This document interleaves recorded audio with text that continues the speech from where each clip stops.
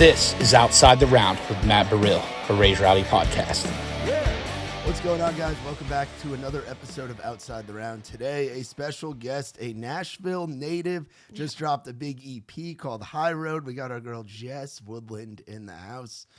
Homie, I'm glad we were able to make this work. Dude, I'm so happy to be here. Thank you so much. Yeah, we survived through the ice storm, the chaos. Barely.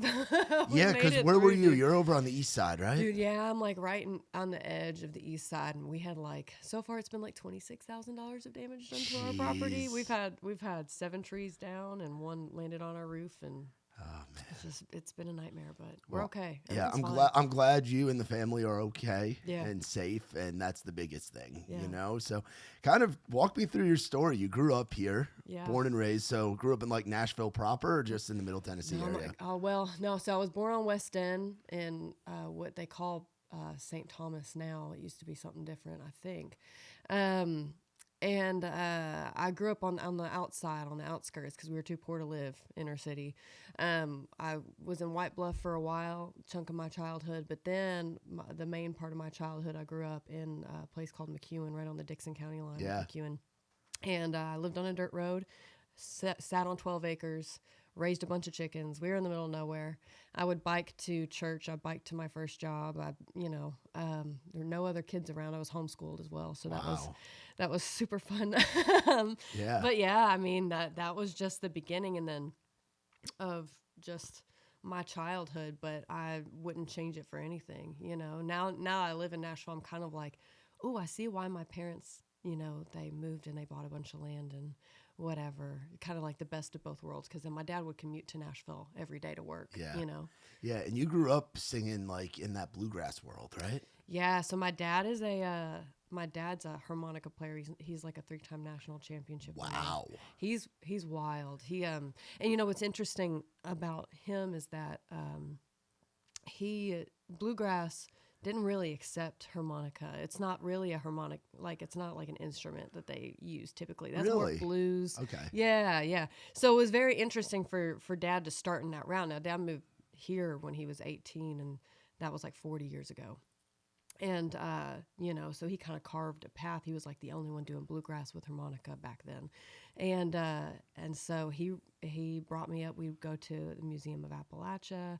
We would go down to the Fillers Convention in Alabama. We would travel all over, and, I was doing all these, Patsy Cline, Loretta Lynn, Johnny Cash kind of stuff, but also a lot of stuff from like Orange Blossom Special.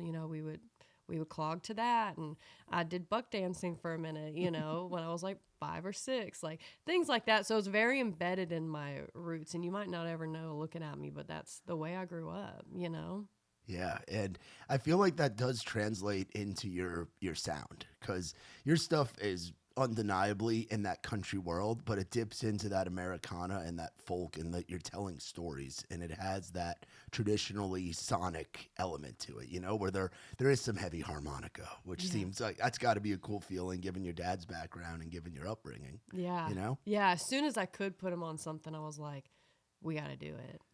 Dad brought me into the studio when I was 5 years old. It was the first song I ever cut. Wow. And I can't remember. Oh, it was I Sing Praises.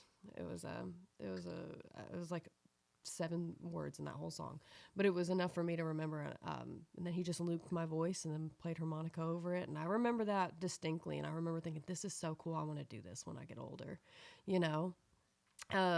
But I think along the way, I felt like I didn't fit in that world because of how alternative I am and how much I love metal and how much I love rock and classic rock.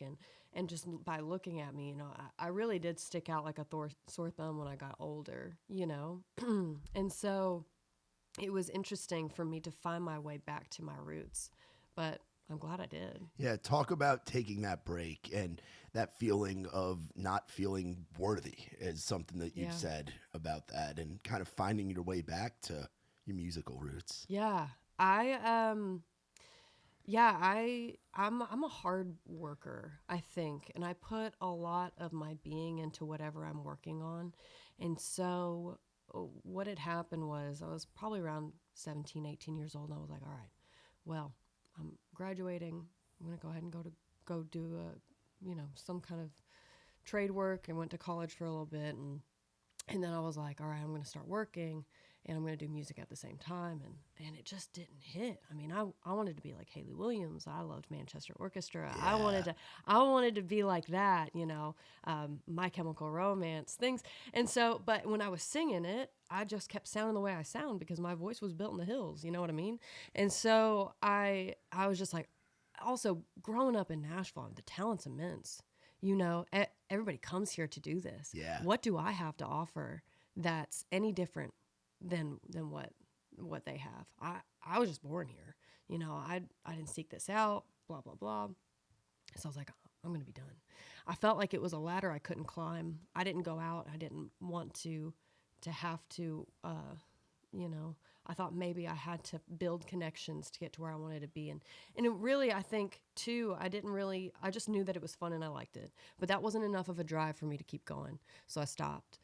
And I worked really, really hard. And I got a salary job. And I bought a house. And I got married. And I did all the things. And then I stopped. I stopped. I had my child. And then I got very, very sick. And I realized every purpose that I had, where it was music, I took it away. It was a job, I took it away. It was then caring for my family. Oh, that got taken away. I was left with nothing. I couldn't get out of bed. I couldn't walk. I couldn't drive. I had to be cared for.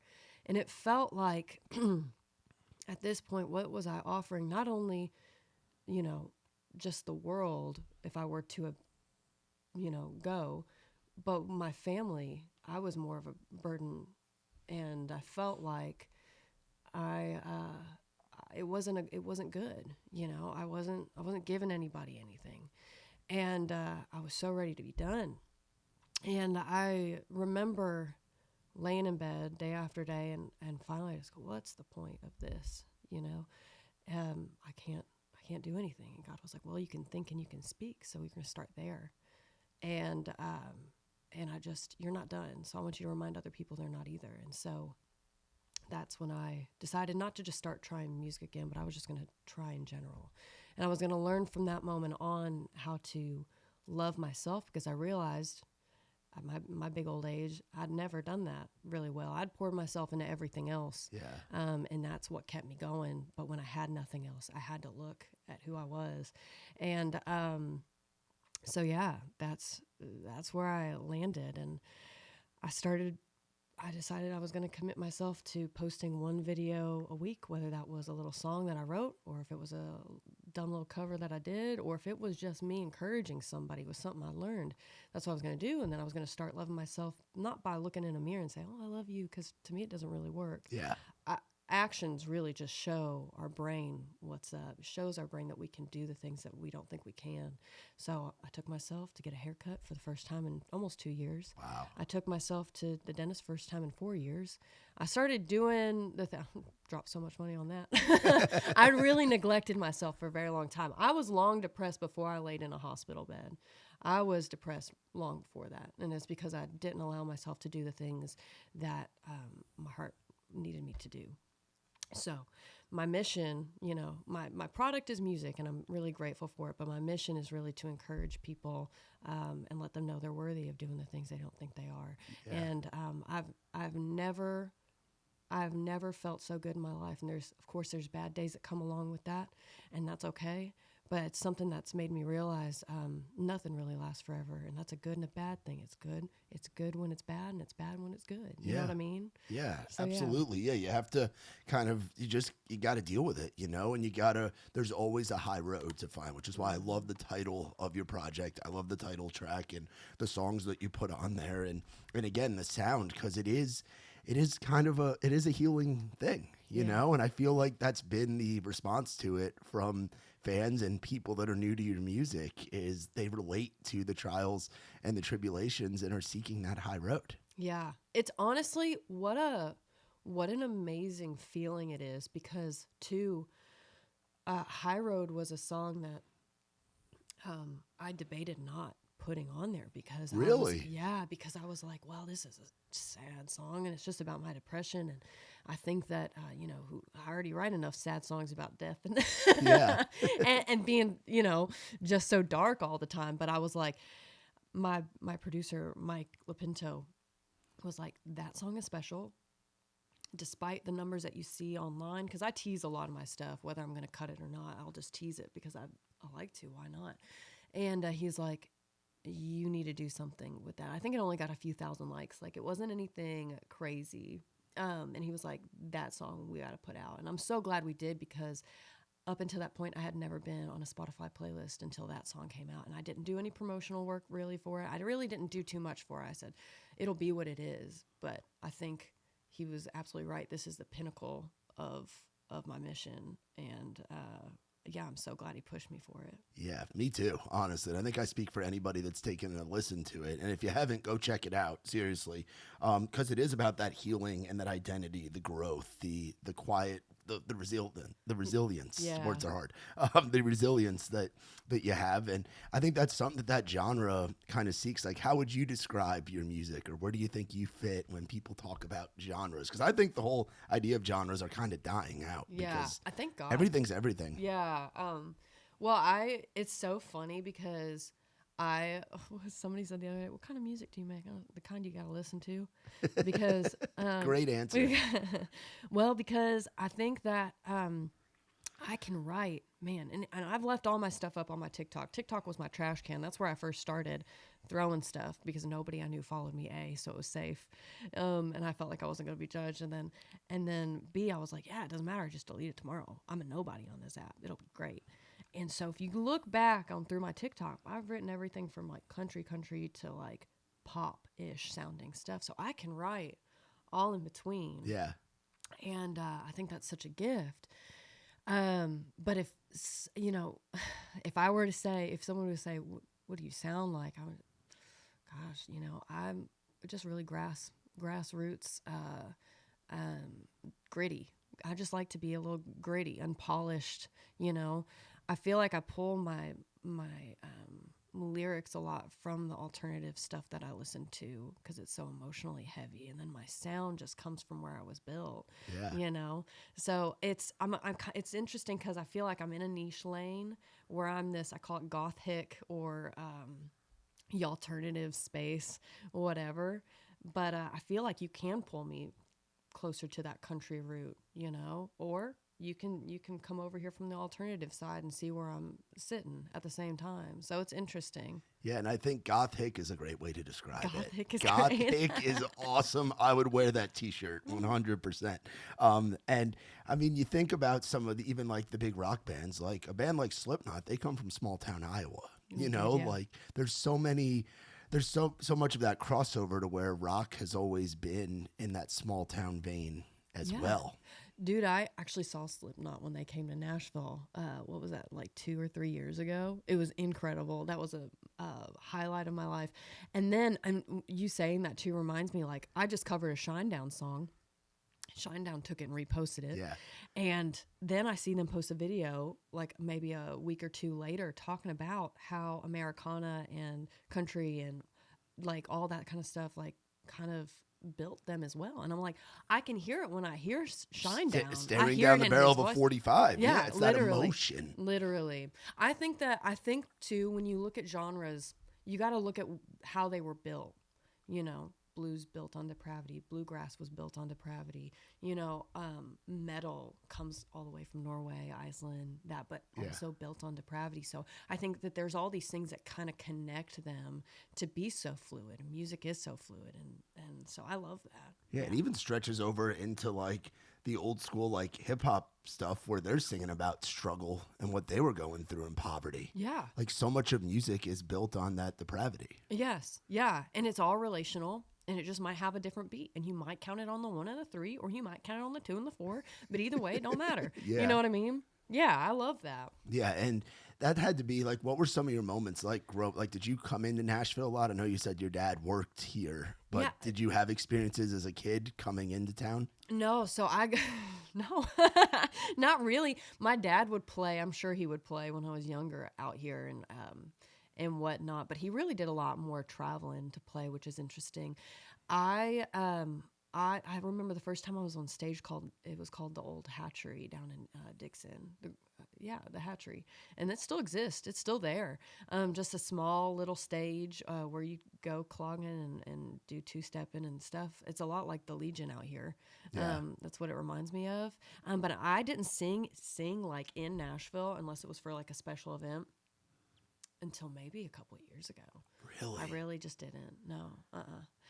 I think it's because A, I'm scared of it, but B, I took it for granted. I mean, it was my backyard, Yeah. So I don't know. Yeah, and I feel like that the scene that you're a part of, like what would be considered like that gothic or the alternative, really has a home in East. Yeah. Like East Nashville. Yeah, dude, our underground hardcore scene is crazy here. We have one. I went to what was the place called that I went to the Cobra Lounge for the first time. Oh yeah. I went there. I went there like 2 weeks ago. I don't get out in East as much as I should. Nikki T and Kurt kind of hold down our wing, and we're thinking about doing like some pop-ups over there, and we're talking with like the 5 Spot and Skinny Dennis about doing some things over there. Oh, but you should. Yeah, and because there is it seems like there's been this disconnect from what goes on in Midtown and Music Row side of things and what all the creatives are doing in East. Yeah.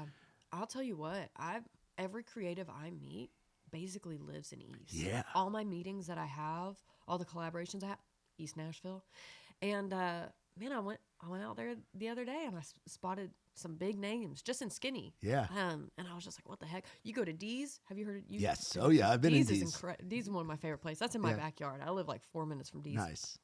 And I go there and I'm like, oh, there's so-and-so and there's so-and-so. They're on a break from their big tour or whatever, But everybody's out in East Nashville. So I definitely think that you should head out there. Yeah, because, I mean, there's so many great hangout spots, even like the Underdog and Shulman's are other ones that come to mind, or Dino's. Smoker's Abbey, the cigar lounge over there is great. And then the Legion has a great pickers night. Yeah. On Wednesday nights they do bluegrass. Yeah, and picking. East Side Bowl's doing a lot of stuff right now. Does. Like to where there is that element, there's that scene, and it's like it's kind of cool that it's not super commercial, but at the same time, it's like you want to shine a light on the guys and girls that are over there. Yeah, it's a definite community out there. Actually, what's so funny is I've been way more in East, not just because I live there. I think because of the scene is more low key, and also it just feels really authentic and good. More than I have in Midtown now. I'm going to Midtown tonight. I'm going to go do something out there and, Nice. Whatever. But I'm starting to venture out more in different parts of Nashville and be like, okay, what can I find over here and what can I find over there? Well, we do 6 events a month. You're more than welcome to either come and play or just come and hang out. Yeah, and, I love that. And we host over at Odie's, and we do. I'm going. Odie's night. That's where you're going to be tonight. Yeah, Sick. hang out. Hell yeah! You'll see me on stage introducing Really? people. That's what I do. Yeah. Oh yeah, somebody invited me to the songwriters round tonight. I was like, all right, That's I'll us. go out. That's Rowdy on the Row. Yeah, So we let's go. do that every Wednesday night, and that one's normally more full band. But writers rounds are kind of where we got our start with the hosting stuff. Like we used to do them over at the old Live Oak on Debumbry, and then we do the local is the other spot. I don't know if you've been in there or not. Yeah, I went to one. It was all women's round. It was awesome. Yeah. Because Becca Ray was on. I don't know. Oh, Becca Ray Becca's one of so- the greatest humans. Shout out Becca Ray Green. Yeah. She is one I of the greatest people that you will meet in this town. I believe it, and I wrote with her. She's so talented too. Yeah. I wrote with her. It was one of my favorite writes I've done, and I hope I get to cut that song one day. But I went to go see her and a bunch of other people. I was like, this is great. It was Yeah. awesome, and I've just been sleeping on it because I'm poor and I just don't go out. But now I'm starting to yeah, travel. well, life happens too, Yeah. and it's because how old are you? 31. We're the same age. Oh. I just turned 31 a couple weeks ago. Well, so I did 2 months ago. Then 2 months ago. So what are you? December? Yeah, December. December. I'm January. So we're right around the same Nice. age. That's sick. Then your That's back sick. must hurt too. Yeah, honestly, it does. Like 31 kind of hit me like a freight train. Yeah. Yeah. Which is crazy. But also I feel so good in my brain. You know what I mean? Yeah. I feel so good in my brain. which Yeah, is I great. feel like more mature because I moved here when I was 23. Oh wow. And I bounced on Broadway, did the security thing, spent some time on the road working for different acts. And it's like now to have gone through those experiences, like 31 I don't feel old. I feel old. My body sometimes reminds me that I but you feel also old. know what your body needs now, which is nice. And the biggest thing is I know what I want and what I want to do, which I think takes getting into your 30s to really get to. That's so true. I agree with that. Because so you got back into really releasing music in what, 2024? So 2 years ago. So you were 29. Yeah. Was I? Was that 28, sound right? 28, yeah, no, I was 29. 29. No, 29 sounds right. Yeah, I think the first song I did, I drove for Uber Eats. I paid $500 to get it cut. Wow. And the second song, and I said, that's it. That's all I'm going to do. I'm going to just do this first song. I want to make sure I have it. Just so it was a song that I wrote for my future self to hopefully become the person I was singing about. And I was like, and that's all I'll do because I'm too poor and I don't have money. And then the second song got crowdfunded. I put up a clip of the song and it got crowdfunded. And I'm like, that's amazing. Shout out to the crowd. Shout out to the fans and the literally. followers. Thank you, Bandcamp. Thank you for people buying not terrible. I'm not so good at designing merch. People were really kind. They bought my stickers that I had made on like some website and whatever, and my handwritten notes and things like that. So I really appreciate people just being so supportive. But then after that, I met with Michael Pinto. Met him at a birthday party because Nashville's Nashville. Yeah. And you run into people. He goes, "Oh, I'd love to work with you." I go, "You were on SNL last week. I can never afford you. I do appreciate it. Thank you so much. This was a great conversation." And he goes, "No, let's see if we can cut you some songs." And I think I had to crowdfund for the mastering, and and then we did, and then the EP was born, which was so sick. You know? How big of a feeling is that to have a champion like Michael Pinto? Yeah, it's he's changed my life. He's changed my life. When people, believe in you, and yet you don't even believe in yourself, that's a weird feeling. And because I was raised by boomers, and oh my goodness, I love them, but they were like, be suspicious of everything. I was like, what's this? What's gonna happen? Like, this is a prank. I'm being pranked right now. Yeah. That this person of this caliber and genius wants to cut some of my silly little songs that I wrote in my room. And yeah, it completely changed my life. I'm so happy. I talked to him this morning. I talk to him every day. I really appreciate him. Yeah. Yeah. It's so important to have those people that keep you going, because like you talked about, like you've been in some dark spots and gone through a lot of shit, and everybody has, but you've definitely been through that. And it's like the music world, there's so many ups and downs. Like you'll have a video go viral or semi-viral, and all these people, and you'll get calls and take meetings, and then that stuff might go away, and then you're back down in the swell waiting for the next wave, you know? So to have somebody in your corner that is going to keep hyping you up and say, "Jess, you got this. Yeah. Like, we're going to do this." Yeah, literally. It's so interesting too, because I am so grateful for social media. It obviously got me where I'm at, and I felt like up until a certain part I was just a social media artist. I'm like, I haven't done anything yet. I haven't gone on any tours. I haven't done this. I haven't done that. And it would come in waves where it'd be like, "Oh, this just got 2 million views. Oh, nope, now no one's interacting. No, we're going back up." And it's been very interesting. But I decided that when I first started doing this, I wasn't going to really pay attention nor put a lot of stock into the numbers, and that as long as I delivered a product and posted a product that I A, liked, and B, had fun making, then that's really all that mattered. And guess what? I just delete it tomorrow if I hate it. Yeah. It's not that serious. I think my stuff was on private. My Instagram alone was on private for 8 years. Wow. And then I started posting on TikTok. And about a year after I started posting on TikTok, then I let my Instagram be open to the public. Then I started posting on Instagram. Yeah.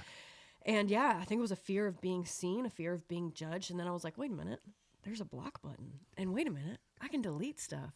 And wait a minute, I don't have to keep this up if I hate it tomorrow. It's not that serious. It really isn't. So anyway, now I get to go and make fun content with it. I just went down to Florida with this brand called Natural Life. We just made a ton of content with like some amazing people. Anna Voss, Madison Hughes, the band Lula was there. Like, it was really, really sick.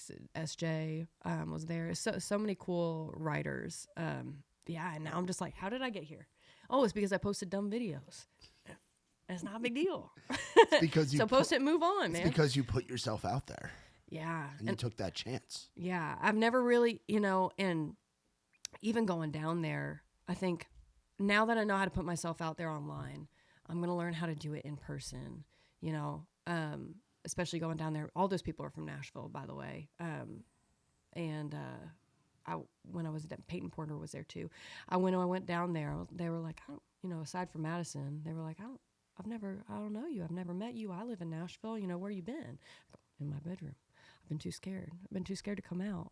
And it really kind of opened my eyes to be like, I need to start engaging with the community in person. So I played a show in Nashville like a few weeks ago and sold it out, and it was great. And I was like, why haven't I been doing this sooner? Yeah. But I just had to believe in myself a little bit more. I think that's all there was to that. Yeah, it's a very welcoming community. It and is. especially when you find your champions. Like I think of Becca Ray as one of those people that's just like a super connector. Like there's nobody that I know that doesn't like someone like a Becca Ray. Yeah.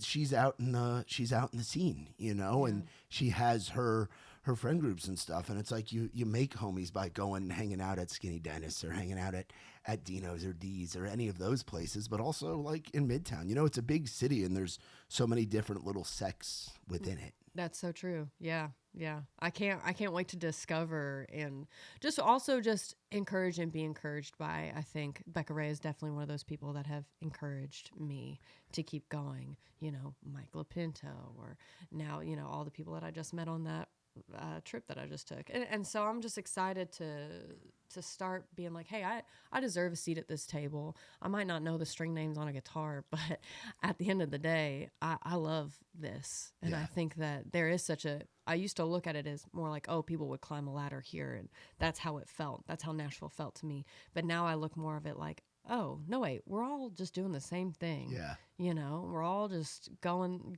through it, and we just need to pat each other on the back and have fun. You're making cool stuff with your friends. Yes. That's what this is. Literally. You're making cool things with your friends. Literally. And you get to you work hard enough and you find your thing, you get to call it work. Yeah.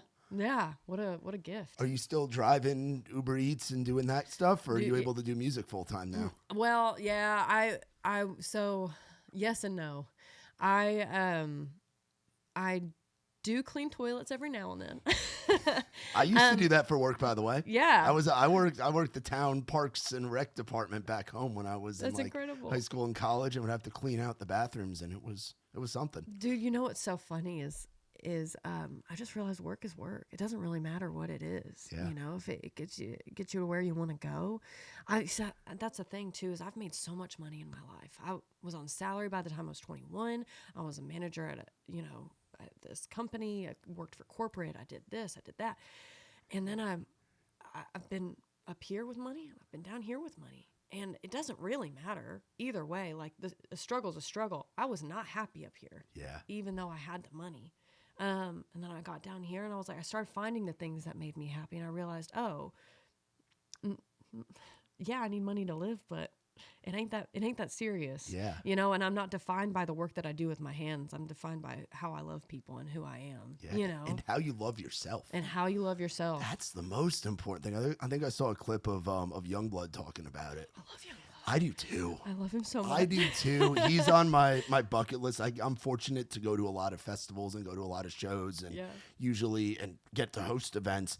He is somebody that's like on my dream bucket list of seeing live. Yeah. And he talked about how could he put out the music, or how could he do what he's doing if you don't love yourself? Literally, so funny you said that, because on the drive here, I was thinking about that today. There's that verse, love your neighbor as yourself. And I think that a lot of times people forget that as yourself is part of that. Yeah. And they just think love your neighbor. But I don't think you can truly love someone and know what they deserve until you know what you deserve as well. Yeah. Giving yourself the same kind of compassion and grace that other people deserve is very important.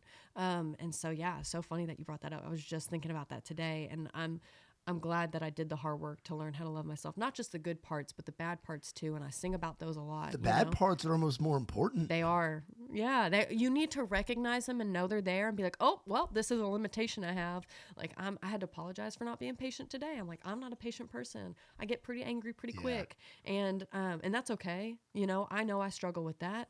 I'll keep working on it, but be like, yeah, that's just part of me, you know? Yeah. It's okay. Yeah, it's accepting. Yeah.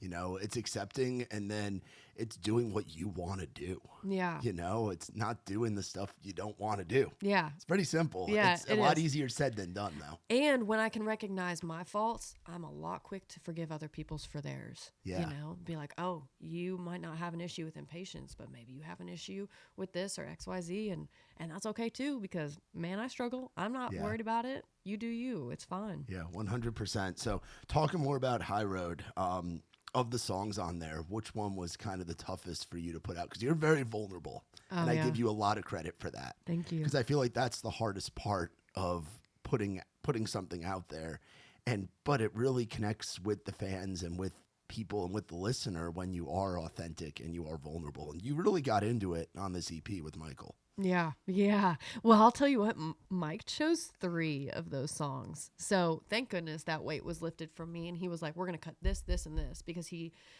gave me some of his time to go in and produce those when I had no money. And he was like, okay, I want these 3. And he chose All Good Things. He chose Brothers, which is to date one of the hardest songs I could ever sing out loud. So I was like, great. And then he chose Fool's Gold. The rest were put on by either how well they did online. So the show was one that did really, really well. Along for the Ride was another one that did fairly well. And then High Road was one purely because we were like, this is important. This is my stepping stone to where I'm going next. Yeah. So you bookended it with 2 of the tough Michael pick songs. Yes. With All Good Things and with Brothers. Yeah. Well, wait, yeah. It was Fool's Gold ended it with Brothers. Yeah, you ended it with Brothers. And you know what's funny about Fool's Gold is that was the very first song I ever put on social media. And I think I got a whole 150 likes on TikTok. And I was like, all right, now I'm going to do this 1 video a year thing, and I'm going to keep going. And I'm so glad he chose that song, because it actually does mean so much to me that he put that, because that song is about feeling like you're not worthy enough to be loved. And so yeah, I'm glad he chose that one. And Brothers, I'll tell you this, Brothers was a song where I got that hook at the very end of the song from the show called Parks and Rec. So which episode? Because I love Parks and Rec. Oh, it was, well, you know, white-haired Ron. Yeah. He turns, you know how they disagree. Ron Swanson and him disagree. Yeah. They were sitting at the bar, and he turns to Ron and he goes, you know, that's gonna make brothers of us all. At the end of the day, he said something. I paraphrased it, you know, in my song, and I was like, yes, it will, and I will write a song about that, because I truly do believe that we all have intrinsic value or we don't. You know, and at the end of the day, I think we put a lot of stock into the things that we have and what we look like and the things that we surround ourselves with, but we can't take any of that when we go. Yeah. It's really, I've never been to a funeral, and I've been to a lot of funerals, which is why I write about stuff like that so much. I've never been to one where they've been like, oh, I love Billy Joe. Billy Joe had a great yacht. You know what I mean? Nobody cares. It is absolutely not about the things you have. You can't bury them with you. It don't matter. And so when I heard that line, I was like, oh, and that's my segue into writing a song that I feel is important for people to know. Yeah, it's about what you do in the interactions that you have with people. Yes. And being good to people. Yeah. In those moments. That's what's talked about in a eulogy. Exactly. And I think I say in that song, there's a line that says, and after it's all said and done, will you be proud of who you've become? Because there was a very long time in my life that I was not proud of who I was. I was an angry, bitter person. And that's when I was really sick, and I realized I have not left anything good enough on this earth aside from maybe my family.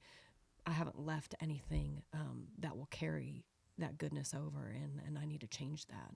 And so that's how that line was born. And so yeah, that song's definitely the hardest one for me to sing sonically, and then High Road, of course, is just the hardest one for me to sing content wise, but I'm really glad that we stuck both of those on there. Yeah, talk about some of the messages in the comments, because you're one of those artists, one of those songwriters that really affects people because you're singing about real stuff. Yeah. I I have such a, people come up to me and they go, "How are you so vulnerable?" And I don't love the word vulnerable because I love it because I know what it means. But I think that a lot of people associate vulnerability with weakness. Yeah, it's not. And it's not. The complete opposite. It is the complete opposite. But sometimes people put them together. How do you show the spots that hurt? Oh, well, you can't hurt me more than I've hurt myself. You can't say the things I haven't said to myself 100 times. I had to be really strong to get to where I'm at. So I don't look at it that way. But I get a lot of people saying, thank you for showing us, where you're weak and things like that.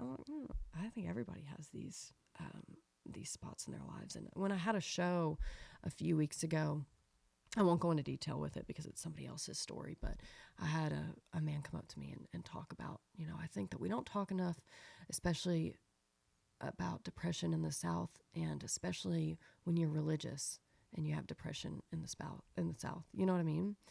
I was raised religiously my whole life. Baptist, Nazarene, Church of Christ. I've been to all of them. And I just don't think that there was enough talk about mental health. If we break our leg, we got to go to the doctor and get that in a cast.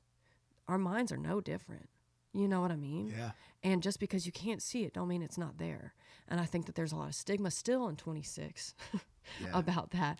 It makes me very sad. And I had a man come up and go, my mom was depressed and she was ostracized. He's talking about her in the church and, people didn't understand. And he said, "I just really want to thank you." I said, that is the whole point of me doing this, man. And that was a moment where I'm not going to quote him because it'll make me cry, but that was a moment where I was like, and that's the point. My product is music, but my mission is to encourage people and let them know whatever dark time they sit in, they don't sit in it by themselves. Yeah. Your circumstance might be different, but the light's still the same. You know what I mean? Yeah. Whether it's there or not.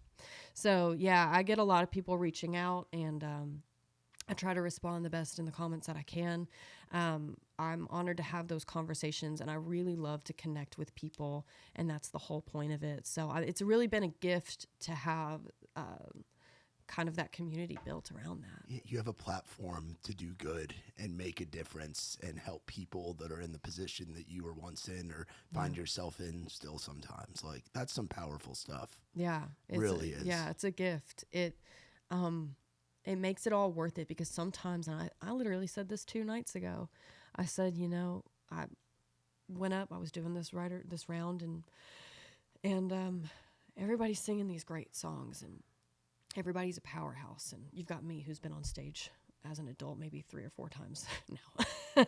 So I go up, got middle finger broken, I can't play guitar the way I usually play, and I'm feeling a little insecure, but I go up and I talk about where I've come from and the struggles that I have with depression or anxiety or feeling like I'm not good enough to be here. And I had somebody come up to me after the show, and she goes, I appreciate that.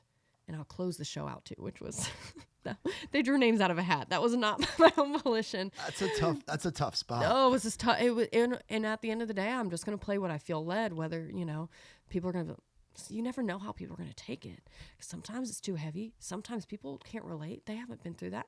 And that's a privilege, and that's a wonderful thing. I don't fault anybody for not understanding where I'm coming from. Yeah. But I said to her, she goes, "I see you. I thank you for saying that. I've been there." I think we hugged for like 2 minutes, and I was like, "Thanks for saying that, because I needed that more than you needed to tell me that, because it felt like, sometimes you just never know how they're going to be received." But I think the truth needs to be said, whether that feels good or it doesn't feel good, And the more I say it, the easier it is to say, and the more I accept it too. Yeah. And that's all right. 100%. Yeah. I'm with you on that. Yeah, you ever want to get on rounds or anything like that, or need some more reps? We got you covered too. Thank you so we much. we do so many of them. We'd love to have you. It'd be an honor to have you playing one of our nights and telling your story. Seriously, I mean that. Now, what are we looking at? I know we kicked off the year with this new EP. I'm sure you and Michael have been talking about some new stuff, huh? Oh, dude, yeah. We're going 2 weeks we'll be going into the studio. Let's go. I know I really need to. I like this. I love this EP. This EP took me 2 years. It was a dream of 2 years, maybe a little less than that, maybe a year. So I know I need to focus on it and just sit in it and be like, it's out. But I also am like, I'm sitting on 27 songs. I've got to get some of these ready to go. So me and Michael are going in a couple of weeks, and we'll be cutting some stuff, and I'm excited. We haven't figured it out, like what exactly, but just to have some stuff ready to go. And then, I know I'm playing in North Carolina. There's some things that I've been pitched for. We'll see if I can get on. I really want to do a supporting tour. That's my dream of this year. Who would be some acts that you'd love to go out with? Like, what fits in your world? Well, dream acts that I love. I might not have been pitched from yet because they might have already like had their lineup. But like, I love Coulter Wall. Yeah, huge fan of that man. I think he's incredible, and he's just gritty and just like the dirt. You know what I mean? Yeah. I love the Broody Brothers. I'm a huge fan of their sound sonically and just the lyrics that they write in. So people like that. Of course, we love Sierra Farrell. I was gonna say Sierra Farrell would be. Yeah, would be I see one her that around pops town in. too a lot. She is a Skinny Dennis regular. Oh, and D's, dude. And D's, like D's she as well. is at the forefront of that East Nashville scene and wanting to champion guys and especially girls that are coming out of East like you are. Yeah, You know? I'm I just have to learn how to put myself out there more often, and my manager's like, you're gonna have to start following some of these artists and talking to them, and I go, I'm too scared. Too scared.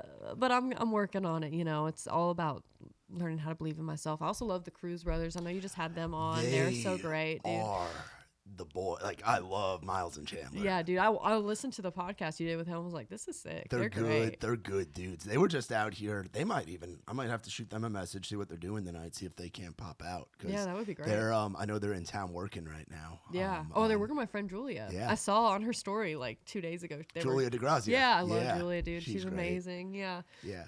But yeah, there's such a great crop of people coming up and kind of having their moments right now. And I'd put you on that list, and the Cruz Brothers and Julia and some of the guys that she kind of rolls around with, like Low Gap and things like that. Yes, Low Gap. Those boys are awesome. And they're similar to your story where you grew up in small town, religious, that environment. They come from the Amish country, I love that.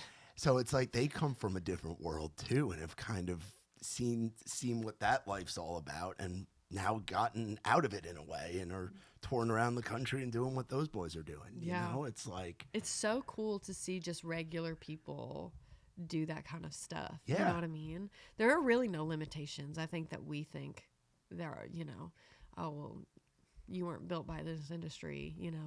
I feel like sometimes we think things are gated when they're really not. No, in my opinion, what the suits, so to speak, and I've changed my vernacular to go from suits to industry people, because it's like everyone thinks of like Entourage with the suits. But it's like, but I think what the industry's there for is to add gas onto the flame that you guys as artists are starting. Like, you guys start the fire, and then they're just pouring kerosene on it and watching 100%. The flame go higher. Yeah, what's so funny is being an independent artist for so long. Like, I did a distro deal, and that was super wonderful and beneficial to me and taught me some stuff.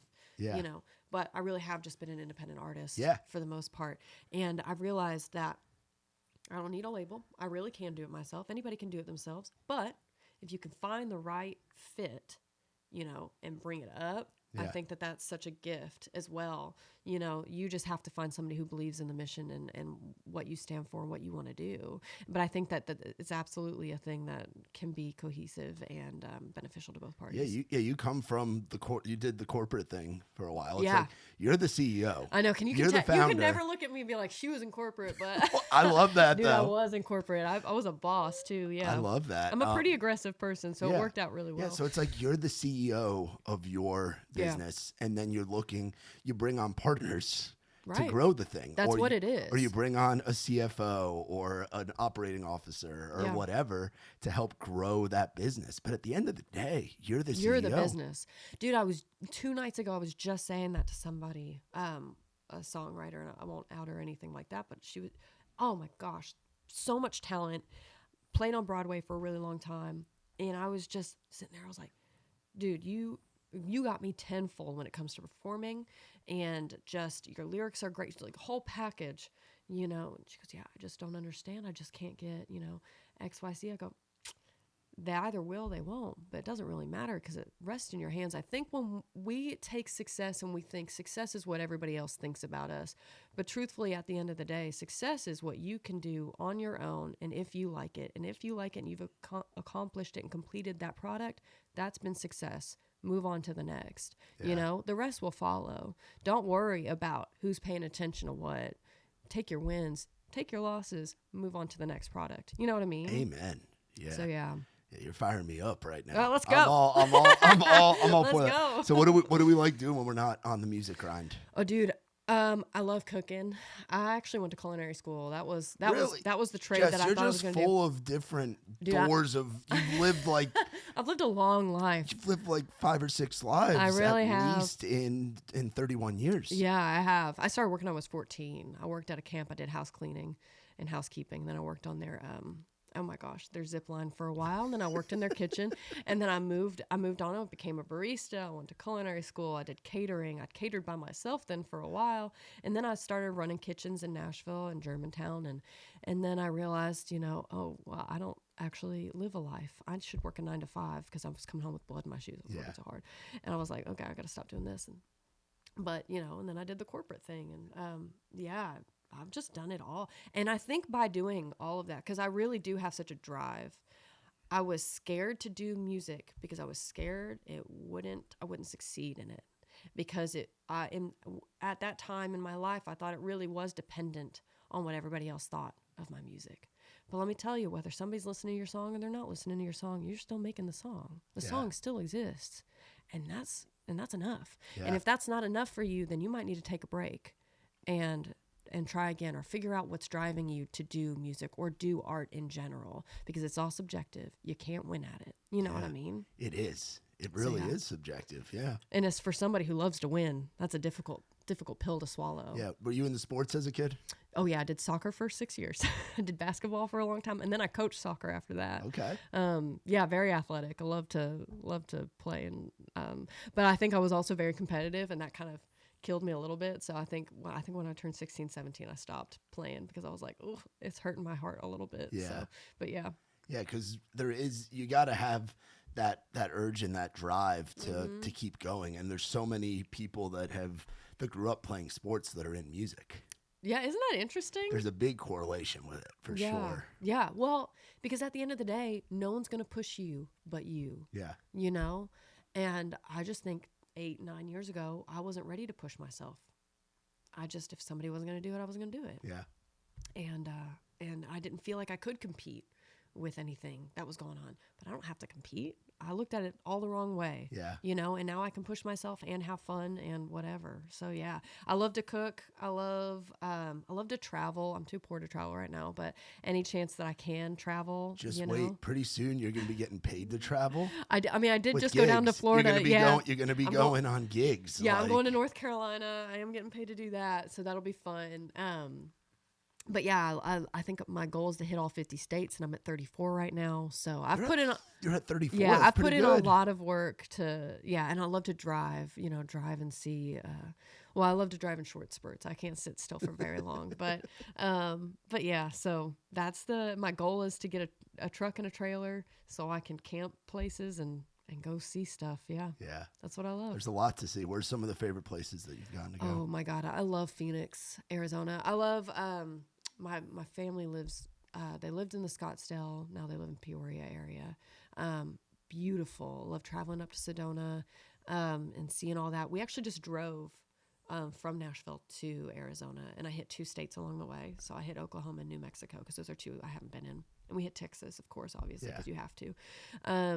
New Mexico was really, really cool. Oklahoma was great. There was a gluten-free brewery that I got to go into. Nice. Yeah, I'm a big, because I love food.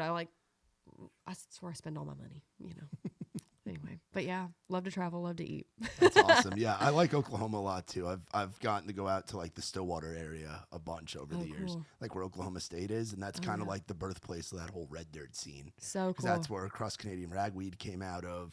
That's where the Great Divide came out of Turnpike Troubadours, Zach Bryan, Wyatt Flores. Oh, those are some other ones that I really love. Caitlin Butts. Like Caitlin Butts, too. that I love Caitlin whole Butts. crew kind of came out of that Stillwater scene, like in between Stillwater and Tulsa. Yeah. Oh, yeah. Well, did you go to the Woody Guthrie Center, too, in No, Tulsa? I haven't been. I haven't been to that. No. It's so good, too. That's another I place. can When you imagine go it'd be back to go see Woody Guthrie and the museum that they have set up there. It's incredible. But, yeah. If you got to pick one restaurant to eat at in Nashville, you say you're a foodie and you're a girl that's living in East, and East has a lot of good food. There's good food all over town, but where's your favorite spot?